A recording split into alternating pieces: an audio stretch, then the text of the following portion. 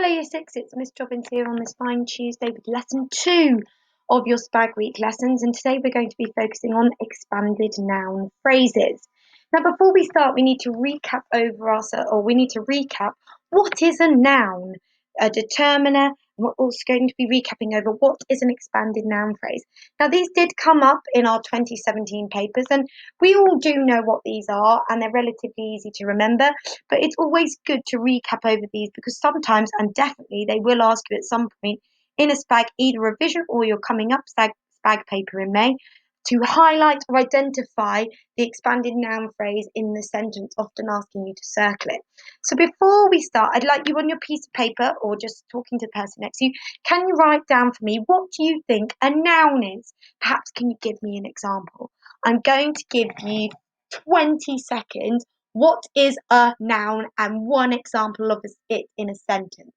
Starting in 3, 2, 1, go! 20, 19, 18, 17, 16, 15, 14, 13, 12, 11, 10, 9. Remember writing down what is a noun and an example in a sentence? If you need more time, pause this video. 8, 7, 6, 5, 4, 3, 2, 1, 0. Superb. So, we know that a noun is a word that refers to a person, thing, place, event, substance, or quality, like basically a thing. So it's a noun is a word that refers to a person, thing, place, or event, something going on. For example, you could have a man, which is a person, a table, which is a thing, a village, which is a place, a party, which is an event, water, which is like a substance, and quality as well. So nouns can be concrete, so they refer to real things that you can touch, for example, like a book or a computer. They're nouns. Nouns can also be abstract, so they can refer to ideas and quantities, for example, belief or costs.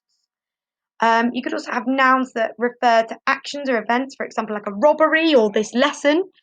Or you could have nouns that refer to like jobs or roles as well, which is like a pilot or a parent, for example. Now, I'm going to give you I'm going to say 15 seconds now because I think 20 seconds was too long. We're going to think about determiners because they're going to come up when we think of expanded noun phrases. So, what is a determiner? You could talk to the person your person at your home, your parent or carer, or you could think to yourself and write it down. And please make sure that you can think of an example. So, tell me what is a determiner and an example.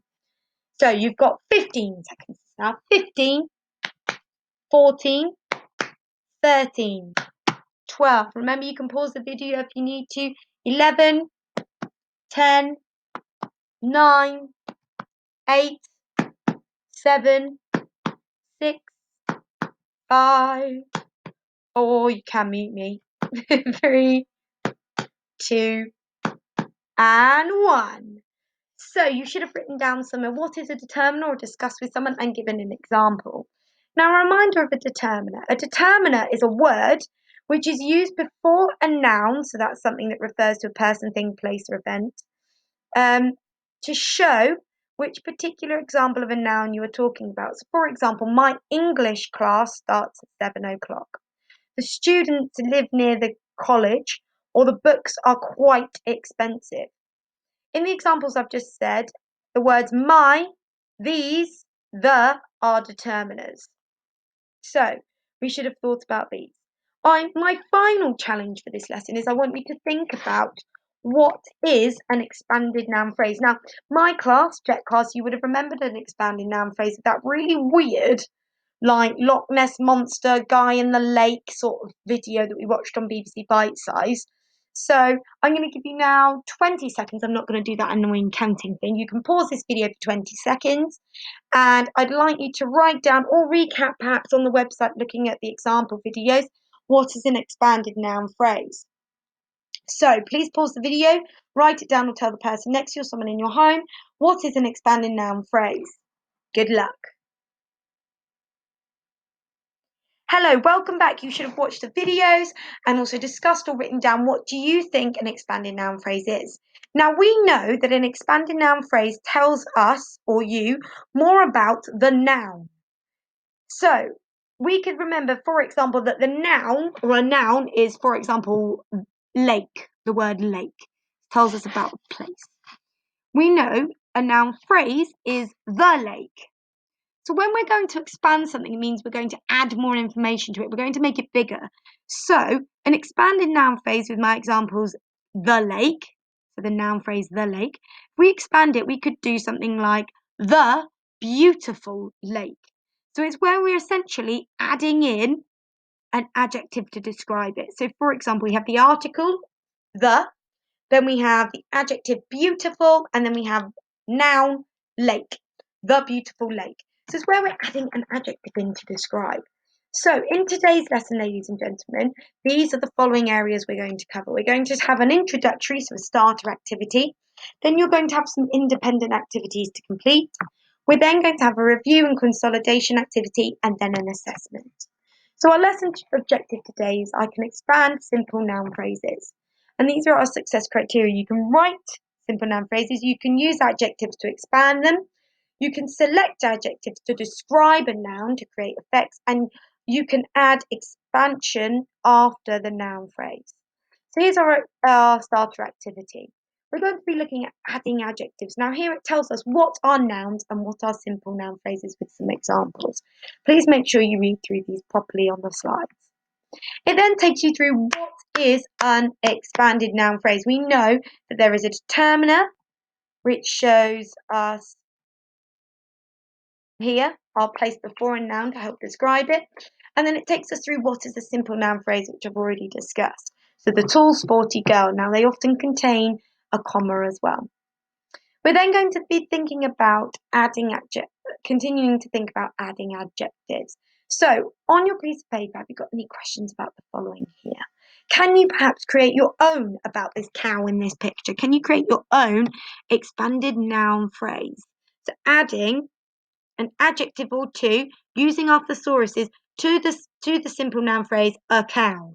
If you like a challenge, perhaps pick something in your house like an animal you may have or an animal you've always wanted. For example, I might think a cat. That's a simple noun phrase, but as my class know, and some of you in the other classes know, I've got a massive cat.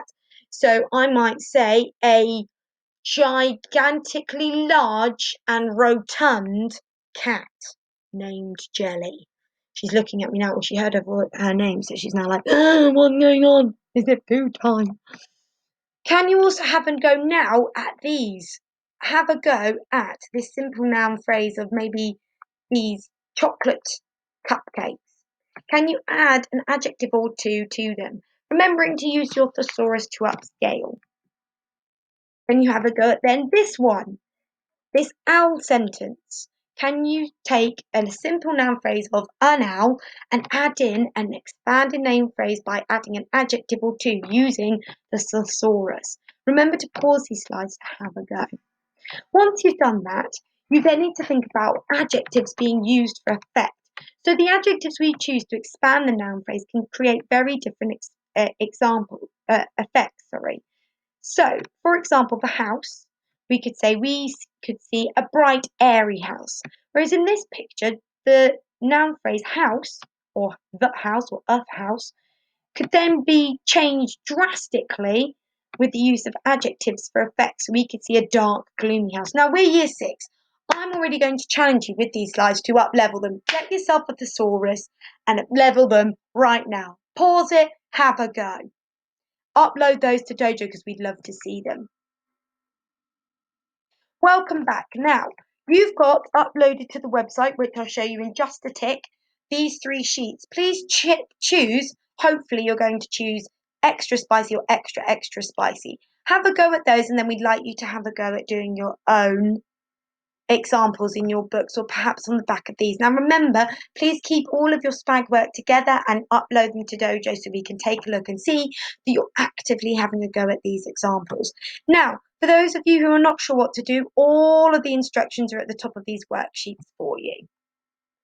You're then going to have a go, ladies and gentlemen. Please pause this and then come back to this video if you're not sure. You're then going to have a go at these questions in these bubbles here, making sure that you write your answers down on your sheet. Once you've done that, we'd like you to complete these sentences here. And then we'd like you, ladies and gentlemen, to complete the spooky settings example.